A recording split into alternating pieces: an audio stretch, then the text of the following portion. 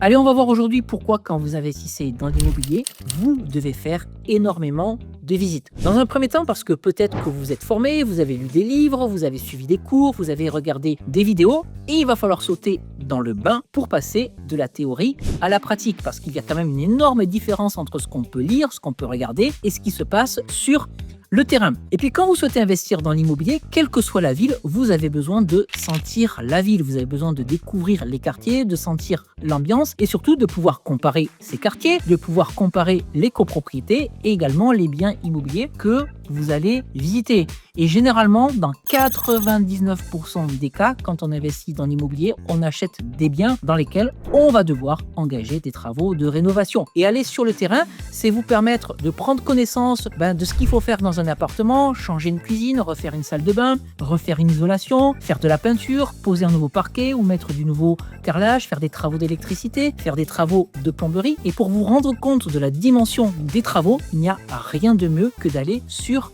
le terrain. Mais j'insiste aussi souvent sur le fait que plus vous allez faire de visites, plus vous allez tisser votre réseau, en particulier votre réseau d'agents immobiliers. Et moi, je pars du principe qu'il n'y a aucune visite inutile.